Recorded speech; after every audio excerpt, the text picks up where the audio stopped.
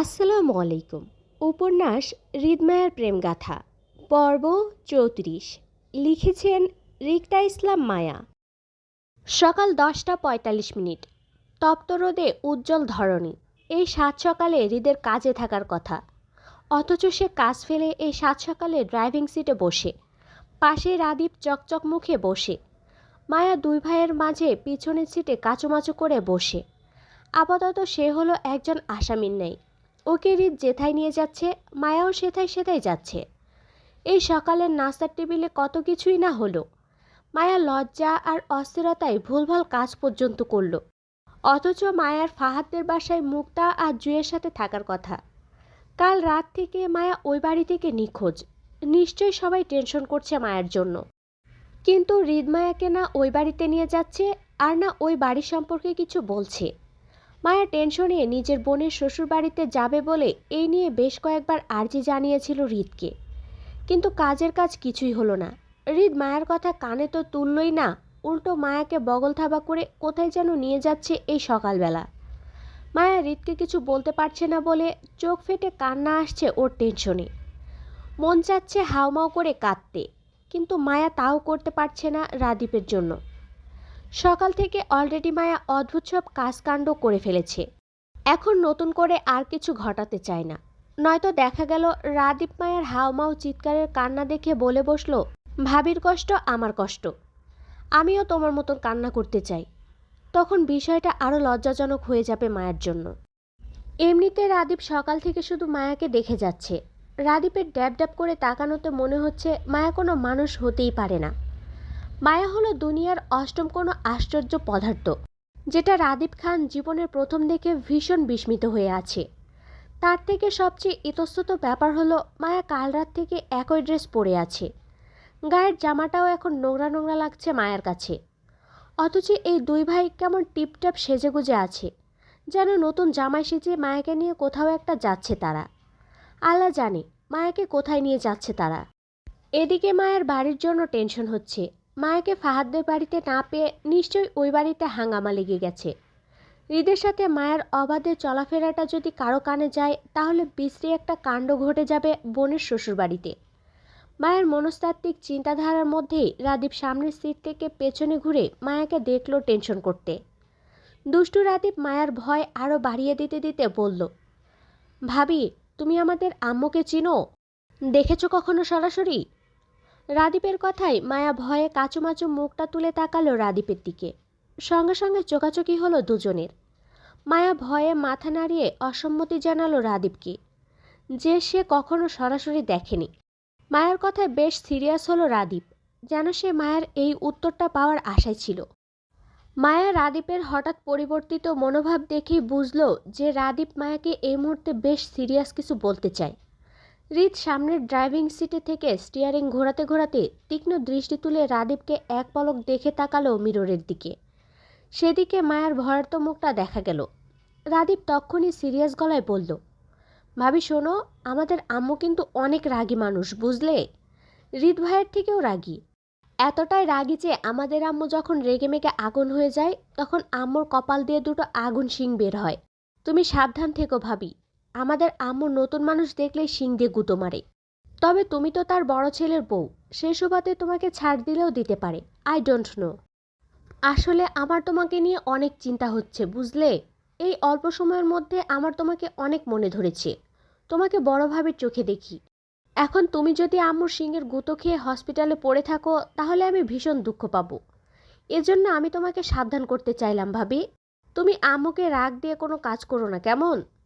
আম্মুর সাথে দেখা হলেই তুমি সোজা আম্মুর পায়ে ধরে শুয়ে পড়বে। আসলে আমাদের আম্মুর লম্বা লম্বা সালাম পছন্দ, তো তাই। ছোট ছোট সালাম করলেই আম্মু কেমন রেগে যায়। আমি আর হৃদ ভাই তো আম্মুকে সবসময় লম্বা লম্বা সালাম করে আসছি। তুমি এখন নতুন মানুষ, তাই তুমিও আমাদের মতন লম্বা লম্বা সালাম করবে, কেমন? রাদীপের কথায় ভয়ে মায়ার চোখ মুখ অন্ধকারে ছেয়ে গেল। এতক্ষণ মায়া জানতো হৃদ ওকে কোথাও একটা নিয়ে যাচ্ছে, কিন্তু এখন রাদীপের কথায় শিওর হলো আসলে হৃদ মায়াকে ওদের মার সাথে দেখা করাতে নিয়ে যাচ্ছে। মায়া ভয়, জড়তা, আতঙ্কে গাড়ির এসির মধ্যেও ঘামতে লাগলো। হৃদ আয়না দিয়ে মায়াকে দেখলো খুব অসহায় মুখে বসে থাকতে। হয়তো যে কোনো সময় অতিরিক্ত ভয়ে কেঁদেও ফেলবে। হৃদ স্টিয়ারিং ঘোরাতে ঘোরাতে রাদীপকে ধমক দিতে চাইল মায়াকে উল্টাপাল্টা না বোঝাতে, কিন্তু হৃদের ধমকের আগেই রাদীপ মায়াকে সান্ত্বনা দেওয়ার মতন করে বলল, আহা, ভয় পেও না ভাবি, আমি আছি তো তোমার সাথে। তোমার ভয় আমার কষ্ট। আমি তোমাকে এক্ষুনি একটা সুবুদ্ধি দিচ্ছি, শাশুড়ি পটানোর রেসিপি। আমার কথা শুনলে তোমার সব ভয় সুমন্তর সু হয়ে যাবে, দেখো। শাট আপ ইডিয়েট, ভয় পাচ্ছে ও। হৃদের হঠাৎ ধমকে মায়া ভয়ার্ত মুখে চমকে উঠল। রাদীপ মায়াকে ভয় পেতে দেখে বিরক্ত চোখে ঘাড় ঘুরিয়ে হৃদের দিকে তাকিয়ে বলল, দিলে তো ভাবিকে ভয় পাইয়ে ভাই। এমনি ভাবি আম্মুকে নিয়ে টেনশনে আছে। কই তুমি ভাবিকে একটু সাহস দিবে, তা না করে উল্টো ধমকে দিচ্ছ। ভাবি যদি এখন ভয়ে কাঁদে তাহলে দোষটা কার হবে বলো? তুমি জানো না আম্মু কাউকে কাঁদতে দেখলে রেগে যায়? ভাবি তো তোমার জন্য এখন আম্মুর শিঙের গুঁতো খাবে ভাই। রাদীপের কথায় হৃদ বিরক্ত চোখে তাকালো। মিরর দিয়ে মায়াকে আবারও এক পলক দেখে ড্রাইভিংয়ে মনোযোগ হলো। রাদীপ হৃদকে চুপ করে যেতে দেখে পুনরায় মায়ের দিকে ফিরল। মায়াকে সান্ত্বনা দেওয়ার নাম করে আরও উল্টাপাল্টা বোঝাতে লাগলো। হৃদ গাড়ি চালাতে চালাতে গম্ভীর মুখে দুজনকেই দেখল। স্বভাবে রাদীপ হৃদের থেকে সম্পূর্ণ ভিন্ন। হৃদ যতটা গম্ভীর স্বভাবের, রাদীপ ততটাই প্রাণোচ্ছল আর উৎফুল্লর ছেলে। স্বভাবে দুই ভাই ভিন্ন হলেও কেউ কাউকে মানিয়ে নিতে সমস্যা হয় না। হৃদ কখনো রাদীপের স্বভাবের জন্য ওকে কোনো কিছুতে বাধ্য করেনি, বরং ছাড় দিয়ে চলে এসেছে এতদিন, আগামীতেও এমনটা করবে। রাদীপের বকবক আর মায়ার ভয়ের মধ্যে হৃদের গাড়িটা থামে 12তলা ভবনের সামনে।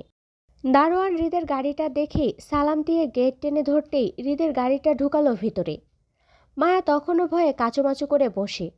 হৃদ গাড়িটা পার্কিং করে সিট বেল্ট খুলে নামতে নামতে ততক্ষণে রাদীপ গাড়ি থেকে লাফিয়ে নেমে মায়ের পাশের দরজা খুলে দেয় মায়াকে নামতে। অপরিচিত পরিবেশে মায়া বেশ ভয়ার্ত মুখে গাড়ি থেকে নামলো। আশেপাশে তাকাতে দেখল বিশাল বড় বড় দালান কোঠা মাথার ওপর দাঁড়িয়ে থাকতে। ঢাকা শহরের অলিগলি সম্পর্কে মায়ের তেমন ধারণা না থাকায় বুঝতে পারল না সে এই মুহূর্তে কোথায় আছে, হৃদকে কোথায় নিয়ে এসেছে। তবে আগ বাড়িয়ে হৃদ বা রাদীপকে যে জিজ্ঞাসা করবে সেই সাহসটা পর্যন্ত পাচ্ছে না ও। ভয়ে মায়ের কলিজা শুকিয়ে একটুখানি হয়ে আছে। হৃদ মায়াকে গাড়ি থেকে নামাতে দেখে নিজের হাতের কোটটা মায়ের দিকে এগিয়ে দিতে দিতে বলল, আমরা এখন গুলশান 1-এ আছি। এই বিল্ডিংয়ের 6th ফ্লোরে আমার মা থাকেন। তোমাকে ওনার সাথে দেখা করাতে নিয়ে আসলাম, চলো। হৃদের গায়ের কালো কোটটা মায়ার নিজের হাতে নিল ভয়ে কাচুমাচু করতে করতে। হৃদ মায়ার ভয় বুঝেও না বোঝার মতন করে সামনে হাঁটল। রাদীপ মায়ের পাশে দাঁড়াতে দাঁড়াতে ফিসফিস গলায় বলল, ভাবি সাবধানে থেকো, আমার কিন্তু ভয় হচ্ছে তোমাকে নিয়ে। মায়ার এবার সত্যি সত্যি ভয়ে কলিজা কাঁপছে। রাদীপ সেই কখন থেকে নিজের মায়ের নামে উল্টাপাল্টা মায়াকে বোঝাতে বোঝাতে আনলো। ভয়ে যখন মায়ের পা চলল না, তখনই রাদীপ মায়াকে তাড়া দিয়ে বলল, আরে ভাবি চলো চলো, আমাদের দেরি হলে আবার আম্মু রেগে যেতে পারেন। চলো চলো তাড়াতাড়ি চলো। তারা দেখিয়ে রাদীপ সাইডে দাঁড়ালো মায়াকে সামনে যেতে বলে। মায়া ভয়ার্ত মুখে রাদীপকে এক পলক দেখে শুকনো ঢোক গিলে হৃদের কোটটা নিজের হাতের ভাঁজে নিয়ে ধীর পায়ে হাঁটলো হৃদকে অনুসরণ করে। নিচতলায় লিফটের সামনে আসতে হৃদকে লিফটে ঢুকতে দেখে মায়াও সেদিকে এগোলো। মায়ের পিছন পিছন রাদীপও লিফটে ঢুকতেই হৃদ টপ বাটন চেপে 6th ফ্লোরে চাপলো। ভয়ার্থ মায়া যখন কাচুমাচু করে কাঁপছিল তখনই হৃদ পাশ থেকে মায়ের একটা হাত চেপে নিজের পাশে দাঁড় করালো। মায়ের ছোট হাতটি তার শক্তপোক্ত পৌরুষালী হাতের ভাঁজে নিতেই মায়া চোখ তুলে তাকালো হৃদের দিকে। হৃদ যেন মায়াকে গম্ভীরে সাহস দিল ভয় না পেতে, কিন্তু মায়ের তাকানোতেও হৃদ তাকালো না মায়ের দিকে, বরং হৃদ অপর হাতটা পকেটে ঢুকে স্টাইলিং দাঁড়িয়ে রইল লিফটে। 6th ফ্লোরে আসতেই মায়ের হাতটা সেভাবেই চেপে ধরে এগিয়ে গেল নির্দিষ্ট ফ্ল্যাটের দিকে। হৃদের কলিং বেল চাপার আগেই রাদীপ ফটাফট অধৈর্যের হাতে কলিং বেল বাজালো। মিনিটের মাথায় দরজা খুলে দাঁড়ালো 22-23 বছরের যুবতী কাজের মেয়ে তনি। কালো গঠনের মেয়েটা দেখতে চমৎকার। দরজা ধরে দাঁড়িয়ে হৃদ আর রাদীপের সঙ্গে মায়াকে দেখে তৎক্ষণাৎ গলা ফাটিয়ে চিৎকার করে ছুটল ফ্ল্যাটের ভিতরের দিকে, ম্যাডাম গো, বড় ভাইজান ভাবিরে লইয়া আইছে, দেখা যান। তনির চিৎকারে রাদীপ মজা পেলেও হৃদ চরম বিরক্ত হলো। সেইভাবেই মায়ের ভয়ার্ত মুখটার দিকে এক পলক তাকিয়ে ঢুকলো ভেতরে। রাদীপ হৃদ মায়ের আগেই দরজা ঠেলে ড্রয়িং রুমের সোফায় গায়ে এলিয়ে চিৎকু হয়ে শুয়ে পড়ল ক্লান্তিতে। মায়া ভয়ে কাচুমাচু করে হৃদের পাশে দাঁড়িয়ে সুন্দর ফ্ল্যাটের বিলাসিতা দেখতে লাগলো আড়ে আড়ে। ফ্ল্যাটের চারপাশের পরিবেশটা বেশ সুন্দর আর পরিপাটি শুকনো টাইপের। যে কেউ দেখলে বলবে এখানে রুচিশীল মানুষের বসবাস আছে। তবে মায়া বুঝতে পারছে না হুট করেই কেন হৃদ মায়াকে ধরে বেঁধে নিজের মায়ের সাথে দেখা করাতে নিয়ে আসলো। হৃদ মায়ের স্বামী হওয়ার সত্যিটা জানতে পেরেছে আজ মাত্র 2 দিন হলো। এর মধ্যে হৃদ নিজের পরিবারকে জানিয়ে দিল মায়ের সম্পর্কে। আচ্ছা, এই লোক কি মায়ের সব কিছু জানার অপেক্ষাতে ছিল এতদিন? কখন মায়া নিজের স্বামীকে চিনতে পারবে আর কখন সে নিজের পরিবারকে জানাবে মায়ের সম্পর্কে এমন কিছু? মায়ের তো এখন তাই মনে হচ্ছে। মায়া নিজের স্বামীকে চিনল না 2 দিন হলো, এর মাঝে হৃদ নিজের অধিকার খাটাচ্ছে মায়ের ওপর। এমনকি হৃদ দায়িত্ব নিয়ে প্রথমে নিজের মায়ের সাথে মায়াকে বউ হিসেবে পরিচয় পর্যন্ত করিয়ে দিচ্ছে। আচ্ছা, মায়া কি দুনিয়ার সবচেয়ে ভাগ্যবতী নারী না? অবশ্যই সে ভাগ্যবতী নারী। মায়া না চাইতেও সব কিছু পেয়ে যাচ্ছে। লোকটা কখনো মায়াকে মুখে বলেনি সে মায়াকে পছন্দ করে বা ভালোবাসে, অথচ তার কাজকর্মে মনে হয় মানুষটা ভালোবাসার দুনিয়া বলতে শুধু মায়া একাই আছে। মায়ার আজ নিজেকে সত্যি ভাগ্যবতী মনে হচ্ছে। মায়ার মনস্তাত্ত্বিক ভাবনার মাঝে কারো পায়ের শব্দ পেতেই মায়ার ধ্যান ভাঙে। চোখ তুলে উপরে তাকাতে চোখে পড়ল চমৎকার সুন্দরী এক নারীকে, যার রূপ লাবণ্য চোখে লাগার মতন সুন্দর। মায়া কিছুক্ষণের জন্য নিজের ভয় ভুলে ড্যাব ড্যাব করে তাকিয়ে রইল সেই মধ্যবয়স্ক সুন্দরী নারীর দিকে। সাদা ধবধবে গায়ে কালো মসলিন শাড়ি জড়িয়ে, চোখ দুটো হৃদের মতোই তীক্ষ্ণ আর গাঢ় বাদামি। সবচেয়ে ভয়ঙ্কর ব্যাপার হলো মহিলাটির হাইট আর ওয়েট দেখে মায়ার মনে হলো ওর শাশুড়ির হাইট রাদীপের প্রায় সমান সমান হবে। কম হলেও লম্বায়ে মহিলাটি 5 ফিট 7 ইঞ্চি কি 8 ইঞ্চি হবেই। তাছাড়া এই যুবতী মহিলাকে দেখলে প্রথম দেখায় কেউ বলতে পারবে না এই মহিলার দুটো দামড়া দামড়া ছেলে আছে। বাপরে, কি ভয়ঙ্কর ব্যাপার স্যাপার! মায়াকে হা হয়ে হৃদের মা মিসেস সুফিয়ার দিকে তাকিয়ে থাকতে দেখে এগিয়ে আসলো সুফিয়া বেগম। গোছানো শাড়ির সাথে বাম হাতে ঘড়ি পরা ওনার, ডান হাতে চিকন একটা ডায়মন্ডের চুড়ি। বাম হাতের ঘড়িতে সময় দেখতে দেখতে সুফিয়া বেগম তীক্ষ্ণ গলায় বলল, তোমাদের আসার কথা 9টায়, এখন বাজে 10টা। 1 ঘন্টা লেট হওয়ার কারণ? শক্ত গলায় শক্ত পার্সোনালিটি দেখে মায়ের মনে হলো সে যেন হৃদের কার্বন কপি দেখছে শাশুড়িকে। বাপরে, কথা আর দৃষ্টি দুটোই কি তেজ তাদের! হৃদ কিছু বলবে তার আগেই সোফায় শুয়ে থাকা রাদীপ উঠে বসতে বসতে বলল, ভাবির হাতের ইউনিক নাস্তা খেতে খেতে আমাদের 1 ঘন্টা দেরি হয়ে গেল মা। কি মজার মজার নাস্তা ছিল সেইগুলো! আহা, আপেলের ফ্লেভারের চা, কলা ফ্লেভারের কফি, কাপ ফ্লেভারের রুটি, আরও কত কি ছিল। রাদীপের কথায় সুফিয়া বেগম দৃষ্টি ঘুরিয়ে তাকালো হৃদের পাশে দাঁড়িয়ে থাকা ছোট মায়ের দিকে।